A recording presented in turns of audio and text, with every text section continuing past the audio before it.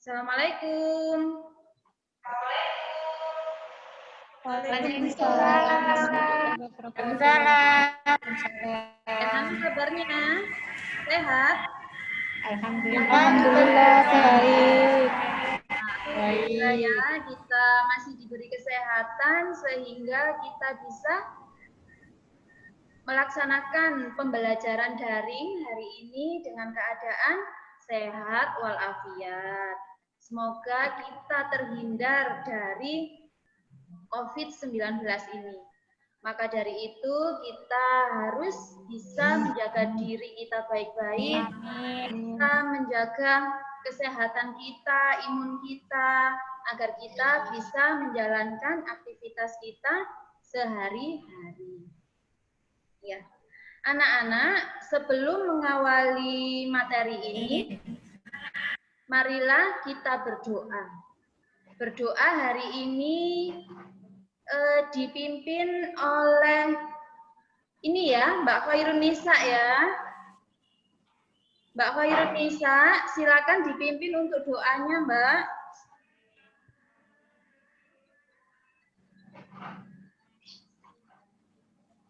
Sebelum kita awali marilah kita berdoa dalam hati masing-masing. Berdoa mulai.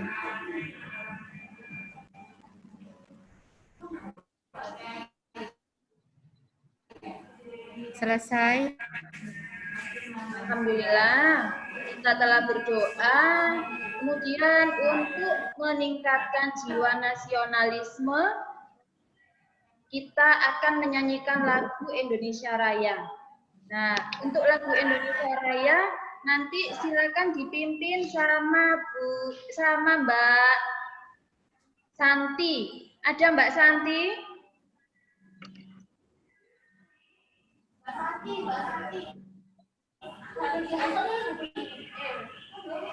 Yang biasanya untuk memimpin apa Mbak Fida? Mbak Fida, silakan dipimpin untuk menyanyi, Mbak.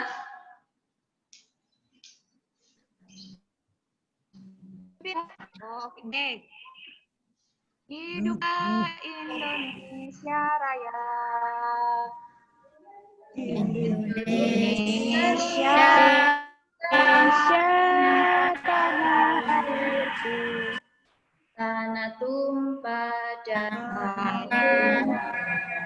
jarak di sanalah aku berdiri jadi pandu ibuku. Iya, terima kasih. Indonesia kebangsaanku, bangsa dan tanah air. Marilah kita bersatu, Indonesia bersatu. hiduplah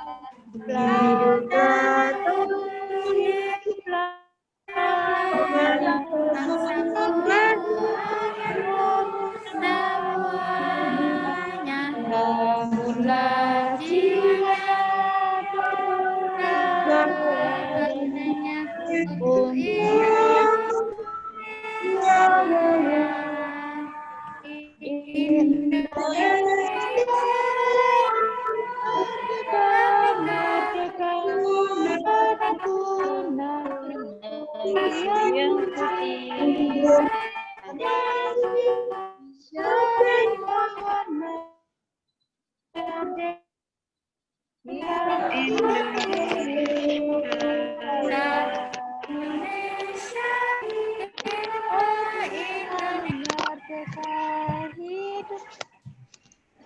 Ya, terima kasih. Kalian sudah menyanyikan lagu Indonesia Raya.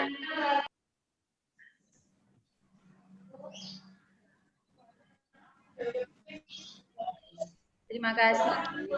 Nah, untuk saat ini Bu Alfi akan mengecek kehadiran kalian. Selain itu nanti Bu Alfi mengirimkan daftar absensi yang ada di grup ya. Bu Alfi kirimkan di WA grup kelas ya. Nanti kalian isi untuk kehadiran siswa. Di sini kan Bu Alfi masih melihat kalian ada yang belum masuk, belum join. Nah, untuk rekapan nanti silakan ini ya, ngisi di Google-nya, di Google Classroom. Anak-anak, untuk hari ini kalian sudah siap ya menerima materi dari Bu Alfi? Sudah siap?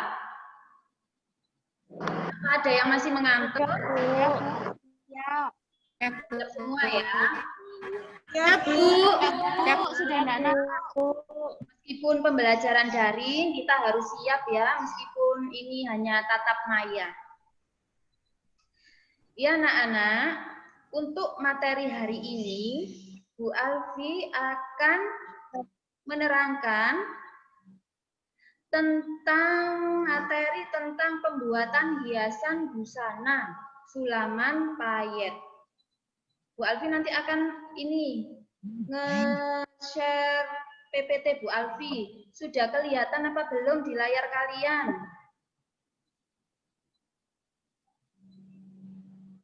Belum, Bu. Belum. Belum kelihatan. Dereng, Bu. Sebentar ya. Dimaklumi, mungkin masih terkendala sinyal. Nah, ditunggu.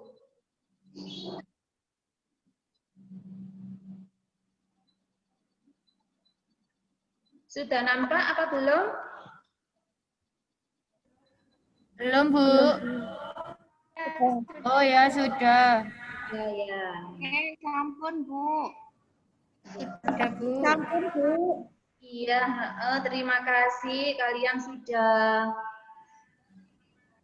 melihat di PPT Bu Alfi ini.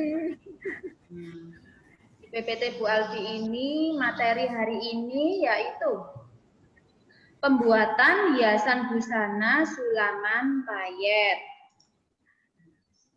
Untuk indikator pencapaian kompetensi di sini ada empat indikator, yaitu 1. Menjelaskan pengertian sulaman payet. Yang kedua, menjelaskan ciri-ciri dari hiasan payet. Yang ketiga, yaitu mengidentifikasi bentuk, warna, dan tekstur payet. Keempat, menentukan alat dan bahan. Dari indikator tersebut, ada beberapa tujuan yang harus kalian capai, yaitu 1. Menguraikan pengertian sulaman payet. Yang kedua, menguraikan ciri-ciri sulaman payet. Yang ketiga, yaitu membedakan macam-macam sulaman payet. Keempat, yaitu memilih alat dan bahan untuk sulaman payet. Dari sini ada yang sudah mengerti tentang sulaman payet?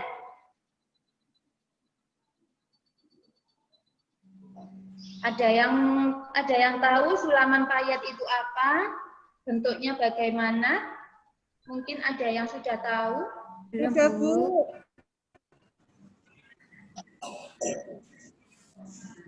Kalau Saya, Bu, tahu. ya, apa Mbak Wulan payet itu? Itu seni menghias busana atau produk lain dengan menggunakan pernak-pernik berukuran kecil yang dapat difungsikan sebagai penghias sekaligus pemanis suatu produk atau pakaian. Nah, iya, seperti itu ya definisi dari sulaman payet, kurang lebihnya seperti itu. Nah, di sini Bu Alfi menerangkan lagi untuk pengertian dari sulaman payet. Pengertian sulaman payet yaitu seni menghias busana atau produk lain dengan menggunakan pernak-pernik berukuran kecil yang dapat difungsikan sebagai penghias sekaligus pemanis produk atau pakaian. Nah, sulaman payet ini itu bisa diterapkan di produk. Produk itu bisa seperti masker, seperti lenan rumah tangga, bantal kursi, kemudian di jilbab. Nah, itu bisa, di pakaian juga bisa. Kemudian yang kedua yaitu ciri-ciri. Ciri-ciri sulaman payet itu ada beberapa di sini. Yang pertama yaitu 1, menggunakan payet berbagai ukuran. Payet berbagai ukuran itu sangat banyak sekali ya ukurannya, karena payet itu bentuknya bermacam-macam dan ukurannya juga berbeda-beda. Terus yang kedua, ciri yang kedua yaitu memiliki efek 3 dimensi. Yang dimaksud di sini yaitu efek 3 dimensi bisa dilihat dari berbagai arah. Nah, dari depan, dari samping, dari belakang, itu dinamakan 3 dimensi. Yang ketiga yaitu warna payet bervariasi. Nah, warna payet itu memang bervariasi, ada warna merah, kuning, kemudian warna sembur. Warna sembur itu banyak juga ya. Yang keempat yaitu bentuk dan tekstur payet yang berbeda-beda. Nah, bentuk dan teksturnya itu memang beda-beda. Macamnya payet itu memang juga banyak sekali macamnya. Jadi dinamakan tekstur payet berbeda-beda. Yang kelima yaitu bahan yang beragam, memberikan hasil yang lebih dekoratif.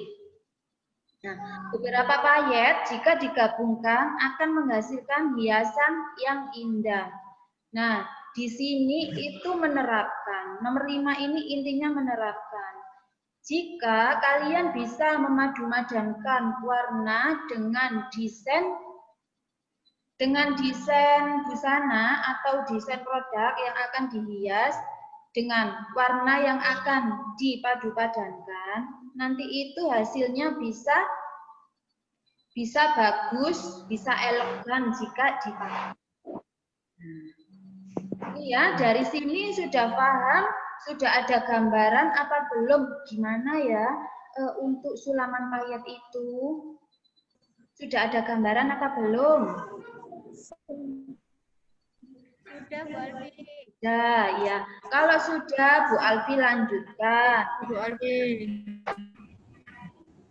Bu Alfi lanjutkan di klasifikasi jenis-jenis payet.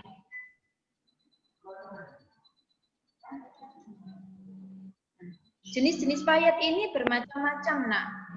Ada payet piring, payet pasir, payet batang, kemudian ada payet monte, terus ada diamond. Memang itu ikut di jenis-jenis payet.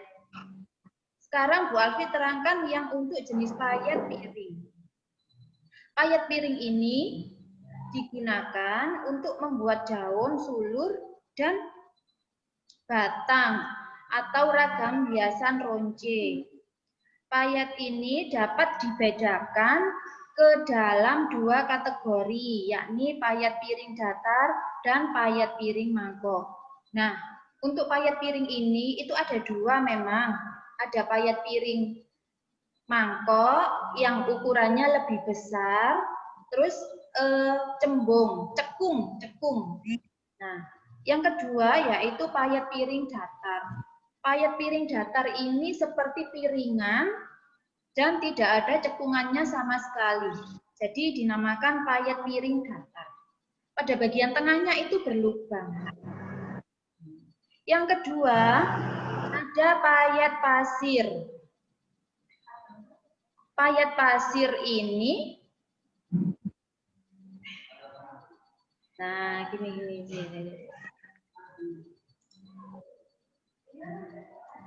Payet pasir ini berbentuk kecil. Kecil-kecil sekali, lembut, yang fungsinya untuk mengunci payet piring. Nah, fungsi dari payet pasir ini yaitu mengunci dari payet piring, dari payet yang di atasnya ini. Kenapa kok dikunci? Karena kalau payet piring tidak dikunci dengan payet pasir ini, maka tidak bisa bagus nanti hasilnya. Nanti kelihatan benang-benangnya jika tidak dikunci dengan payet pasir ini. Paham ya? Sudah ada gambaran apa belum? Sudah ada gambaran apa belum? Ya, Bu, sudah. Ya. Kalau sudah, Bu Alfi lanjut lagi di payet batang. Payet batang itu memiliki bentuk seperti layaknya tabung atau silinder. Yaitu fungsinya untuk menghias gaun atau pakaian adat. Nah, fungsinya ini itu untuk menghias gaun. Biasanya itu banyak untuk pakaian adat. Pakaian adat itu kan banyak ronce-roncenya gitu ya. Nah, biasanya menggunakan payet batang ini. Yang keempat ada payet batang patah. Payet batang ini teksturnya sama, hampir sama dengan payet batang. Hanya pada bagian bawahnya itu tidak teratur. Agak kasar. Jadi dinamakan payet batang patah. Yang kelima ada payet tebu. Payet tebu ini disebut dengan payet patahan yang bentuknya agak bulat dan memiliki lubang pada sumbunya. Sepintas seperti tebu yang sudah dikunci. Nah, tebu ini seperti sama saja sih, sama seperti payet batang patah itu hampir sama. Cuma teksturnya agak beda, agak kasar. Tapi tetap pada bagian tengahnya itu berlubang. Itu nanti fungsinya untuk dimasukkan benang agar bisa nempel di bahan yang akan dihiasi. Kemudian ada payet lombok. Payet lombok ini memiliki bentuk seperti layaknya cabai atau lombok. Tahu lombok ya, bentuknya bagaimana? Nah, ini gambarnya bisa dilihat di sini. Biasanya ini untuk ronce-ronce. Untuk selanjutnya ada payet padi. Payet padi ini memiliki tekstur sangat kaku dan keras untuk membuat motif bunga dan daun yang unik. Payet padi itu bentuknya seperti ini, Nak. Bulat, lonjong, pada bagian tengahnya itu berlubang. Ini ukurannya lebih besar dari payet batang. Biasanya fungsinya ini itu untuk ronce pada pakaian adat. Yang kedelapan, ada payet manik-manik. Payet ini disebut dengan manik-manik karena terdiri dari berbagai bentuk. Bentuknya adalah perpaduan antara payet-payet di atas dan payet jantung serta payet pasir. Nah, untuk payet manik-manik ini kumpulan. Payet manik-manik ini kumpulan dari payet padi, payet piring, kemudian diamond, permata. Nah, itu masuk di payet manik-manik. Dari sini kalian sudah bisa membedakan ya antara payet padi, manik-manik, kemudian payet piring, piring cekung. Sudah bisa membayangkan apa belum? Bu Alfi tanya, sudah bisa membayangkan apa belum? Iya, sudah, Bu Ampun, Alfi. Bu. Bisa ya? Sampun. Ya, sudah. Sudah, Bu. Ya, alhamdulillah kalau sudah bisa menerima pembelajaran Bu Alfi ini melalui daring.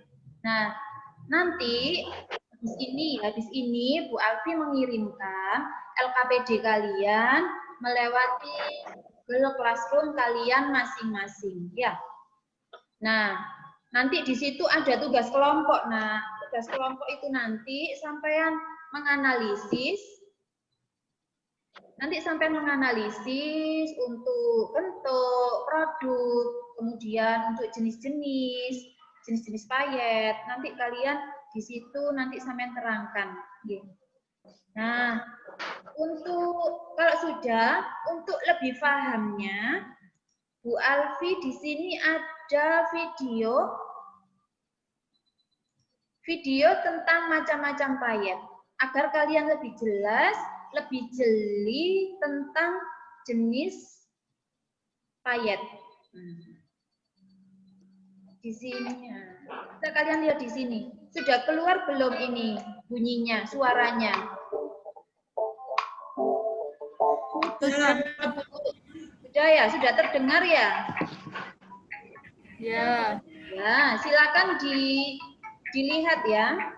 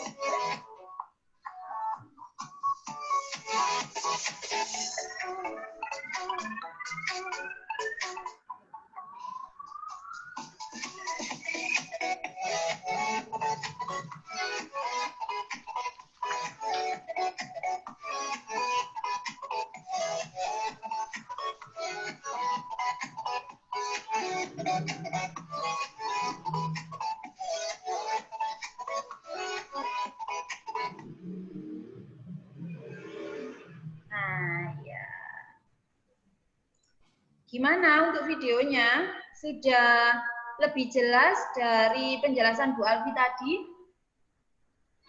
Ya, sudah Bu Alfi. Sudah. Jelas Bu, Kalian sudah. sudah bisa membedakan ya perbedaan beberapa payet yang ada? Sudah bisa ya? Ya, bisa. Ya, kalau sudah Bu Alfi lanjutkan di materi selanjutnya, yaitu mengetahui alat dan bahan yang akan digunakan untuk membuat sulaman payet. Di sini ada beberapa alat yang digunakan dalam pembuatannya. pembuatan sulaman payet, yaitu ada jarum. Jarum ini kalian bisa dilihat di sini, ini merupakan jarum khusus untuk pembuatan payet. Nah, di sini itu jarumnya itu sangat kecil sekali, sangat tipis sekali, sehingga mudah bengkok. Jarum ini beda dengan jarum tangan biasanya. Biasanya jarum tangan itu agak tebal, kaku, dan kemudian ukurannya juga berbeda-beda. Kalau di jarum ini, khusus jarum payet ini, itu tipis, panjang, dan mudah sekali bengkok. Yang kedua yaitu ada benang atau senar. Biasanya kalau untuk baju kebaya, baju pengantin, nah itu kan kualitasnya sangat bagus sekali. Itu biasanya menggunakan benang senar agar tampilannya itu lebih bagus. Nggak seperti murahan. Kalau yang murahan, kalau payet yang murahan, itu biasanya menggunakan benang jahit biasa. Nah, itu nanti kan kelihatan benangnya. Biasanya kalau beli itu payetnya warna merah, kemudian benangnya warna putih. Nah, itu kan asal-asalan. Kalau yang senar ini, senar itu kan bening, jadi nggak kelihatan. Jadi, jika digunakan di baju pengantin atau baju yang punya brand, nah itu kualitasnya sangat bagus sehingga menggunakan senar. Kemudian alat selanjutnya yaitu pensil. Pensil ini digunakan untuk membuat motif pada sulaman payet. Kemudian ada karbon. Karbon ini fungsinya untuk menjiplak motif dari kertas ke bahan yang akan dihias. Kemudian ada kertas minyak, fungsinya juga sama dari karbon, yaitu untuk menggambar motif. Kemudian ada gunting yang fungsinya juga untuk menggunting sisa-sisa dari benang atau senar. Kemudian bahan yang digunakan yaitu busana. Di sini Bu Alfi itu menggunakan busana jadi. Nanti di pertemuan kita yang selanjutnya, nanti itu kalian membuat hiasan busana, itu membuat hiasan payet yang diaplikasikan di busana jadi. Nah, kemudian yaitu bahannya lagi ada payet. Setelah alat dan bahan, kemudian lanjut di materi membuat pola hias untuk sulaman payet. Pola hias merupakan susunan motif dengan jarak dan ukuran tertentu pada sebuah bidang sehingga menghasilkan hiasan yang jelas arahnya. Nah, untuk contoh membuat pola hias itu seperti ini. Kita menggambar di kertas dahulu, di kertas minyak. Fungsinya kertas minyak itu seperti ini. Kita menggambar motif, jika nanti tidak sesuai bisa kita hapus lagi. Di sini ada bermacam-macam pola hias. Pola hias ini ada macam-macam, yaitu di sini ada pola pinggiran berdiri. Pola pinggiran berdiri yaitu suatu ragam hias yang disusun berjajar berat ke bawah, semakin ke atas semakin kecil. Nah, di sini di sebelahnya kalian bisa melihat gambarnya memang seperti ini. Pada bagian bawah itu semakin mengecil. Dan bagian atasnya itu berat di atas, besar di atas.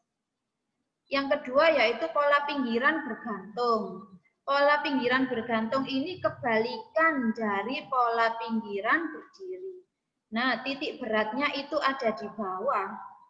Yang bagian besar itu ada di bawah. Jadi dinamakan pola pinggiran bergantung. Yang kedua yaitu yang ketiga yaitu ada pola pinggiran berjalan. Pola pinggir berjalan ini yaitu suatu ragam hias yang disusun berjajar pada garis horizontal yang dihubungkan dengan garis lengkung.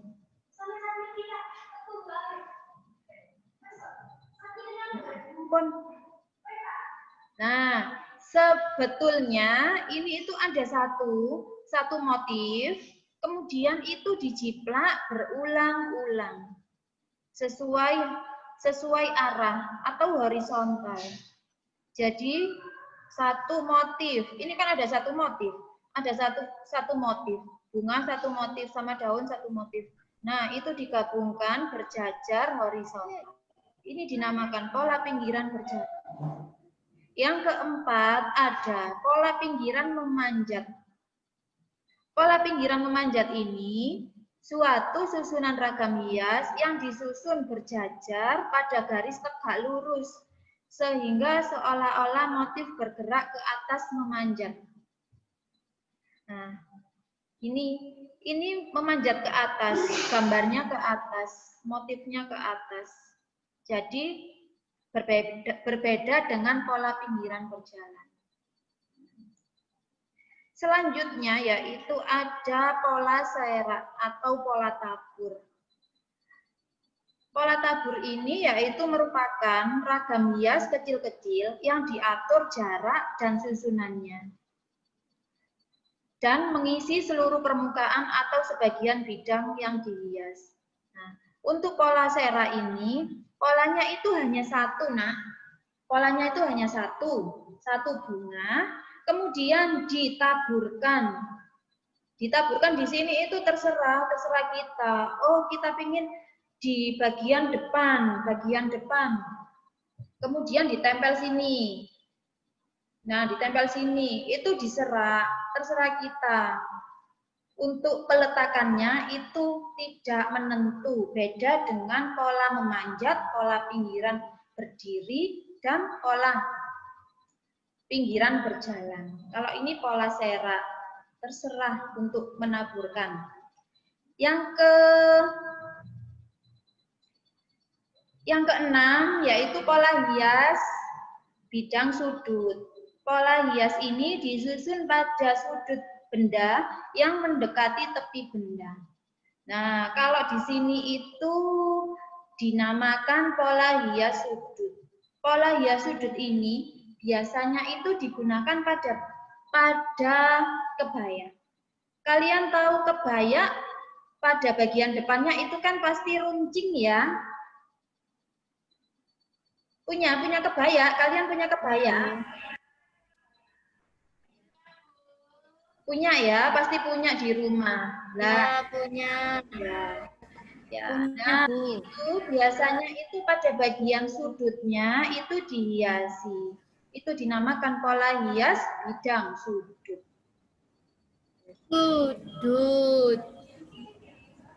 Kemudian materi yang selanjutnya yaitu cara memindahkan atau mengutip pola hiasan. Untuk setelah kita mengetahui pengertian dari payet, kemudian mengetahui ciri-ciri dari payet, selanjutnya alat dan bahan, kemudian kalian sudah membuat motif. Nah, langkah selanjutnya yaitu memindahkan atau mengutip pola hiasan. Mengutip pola hiasan di sini ada beberapa macam, disesuaikan dengan bentuk dan tekstur dari desain busana yang akan dihias. Di sini ada satu, mengutip langsung. Teknik ini digunakan bila desain hiasannya kecil dan memakai bahan yang tipis dan berwarna muda. Nah, ini tuh biasanya digunakan bahan yang tipis. Bahan yang tipis itu seperti apa, Bu? Nah, itu seperti bahan sifon, kemudian bahan organdi, kain kaca. Nah, seperti itu.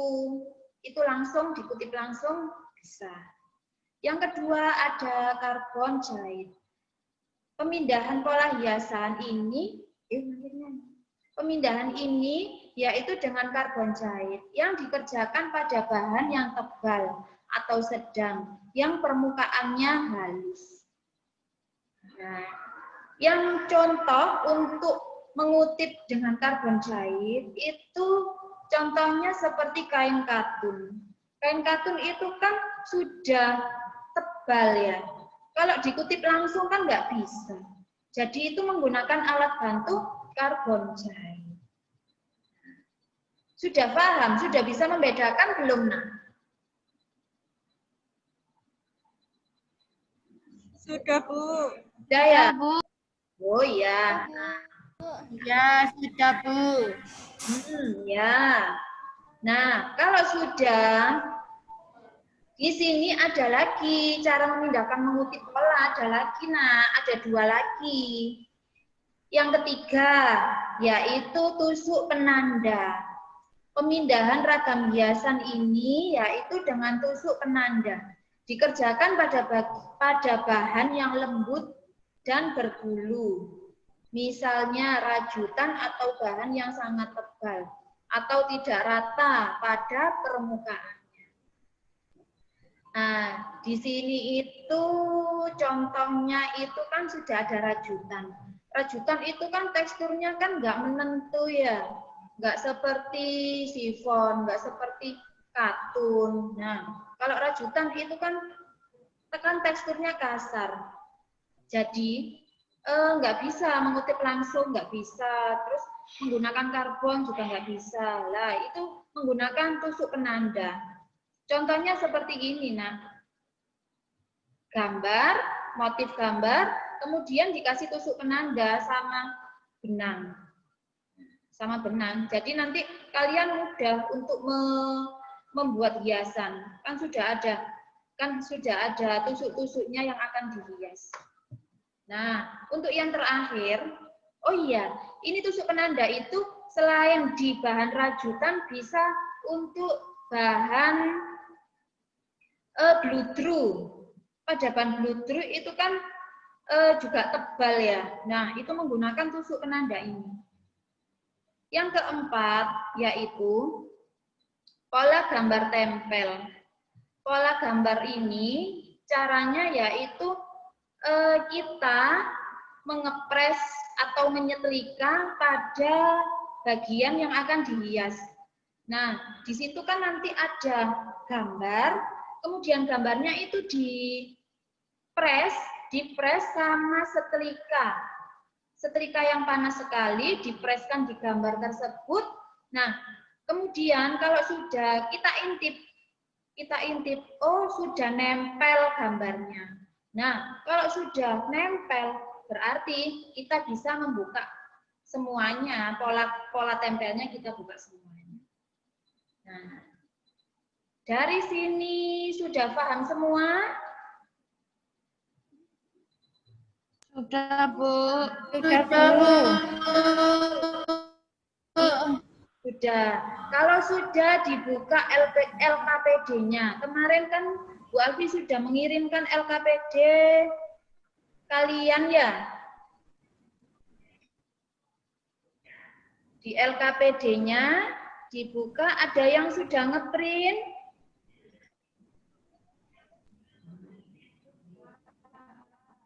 Saya sudah, Bu. Sudah. Saya sudah, Bu. Sudah ya? Ini saya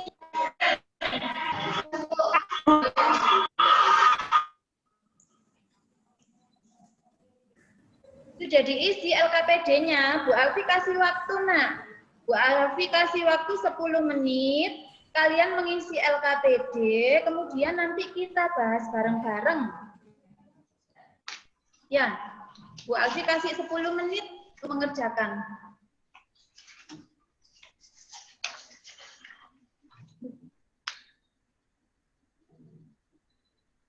Loh.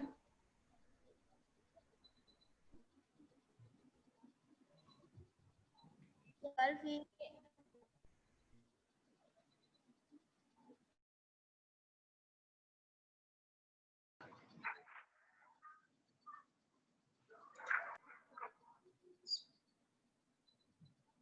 LKPD.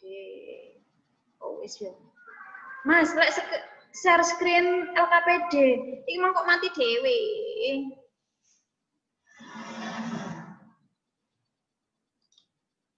Ya, kan wis mari. Sik di LKPD rek. Nggih.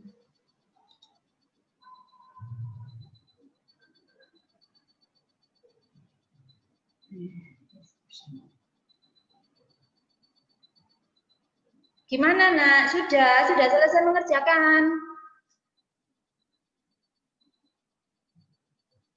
Nantinya. Sudah, Bu. Nah. Coba Bu Alfi lihat LKPD yang sudah kalian print tadi. Tolong ditunjukkan ke Bu Alfi yang sudah ngeprint LKPD, ada yang sudah? Ya. Saya, Bu, sudah. Bu sudah, iya. Mbak Wulan pinter sekali, Mbak Wulan. Mbak Wulan pinter sekali. Terima kasih. Ya. Ayo, di sini kita bahas bareng-bareng ya. Nanti Bu Alfi tunjuk agar kalian mengerti. Bu Alfi juga pengen tahu sejauh mana untuk ilmu kalian yang tadi Bu Alfi sampaikan. Apa sudah paham, apa belum? Ibu Alfi pengen tahu untuk kalian-kalian yang sudah mengerjakan dan sudah paham. Ini di layar kalian sudah keluar apa belum ya? Sudah, Bu Alfi. Sudah terlihat ya? Sudah, Bu. Ya, sudah keluar. Ya, untuk Sudah ini keluar, ya, ini kan sudah dibagi kelompok, kemudian Bu Alfi pengen tahu untuk kelompok 1, pengertian dari sulaman payet itu apa? Tolong dijawab. Silakan dijawab untuk kelompok 1, pengertian sulaman payet itu apa?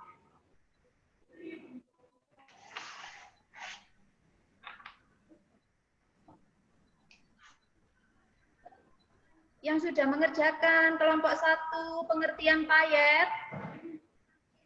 Saya, Bu, bisa. Siapa? Mbak Wulan ya?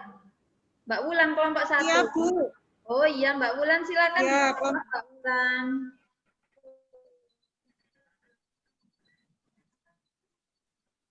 Pengertian sulaman payet yaitu si menghisap objek lain dengan mengena berukuran kecil yang dapat difungsikan sebagai penghias sekaligus pengisi suatu produk atau pakaian.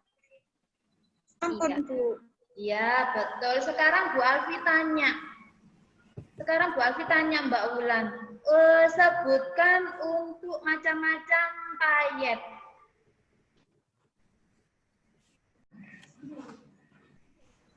Yaitu seni menghias busana atau produk lain dengan menggunakan pernak-pernik berukuran kecil yang dapat difungsikan sebagai penghias sekaligus pemanis suatu produk atau pakaian. Ya, betul. Jadi ya, untuk penerapan sulaman payet itu bisa di produk lain, yaitu contohnya seperti bantal kursi, jilbab, kemudian masker, dan lain-lain. Dan untuk busana bisa dijadikan di busana adat, busana kebaya, atau busana yang lain lagi. Nah, untuk sebelum Bu Alfi menutup pembelajaran hari ini, Bu Alfi nanti memberikan kalian soal evaluasi. Nanti Bu Alfi kirim di Google Form ya. Nanti di Google Form nanti kalian isi di situ. Bu Alfi pengen tahu sejauh mana materi yang kalian tangkap dari penjelasan Bu Alfi tadi. Mungkin itu saja yang dapat Bu Alfi terangkan hari ini. Untuk pertemuan minggu depan yaitu kita akan membahas tentang tusuk-tusuk hias dalam sulaman payet dan kemudian pengaplikasian pada busana yang akan dihias. Mungkin sebelum Bu Alfi tutup, ada pertanyaan? Ada apa? Ada, Bu. Ya, Sudah jelas, Bu. sudah jelas ya. Alhamdulillah, anak-anak. Sebelum kita mengakhiri, marilah kita berdoa agar apa yang kita dapat hari ini bisa bermanfaat bagi kita semua dan bagi orang lain. Berdoa, silakan. Amin. Doa selesai. Terima kasih, sampai jumpa di minggu depan.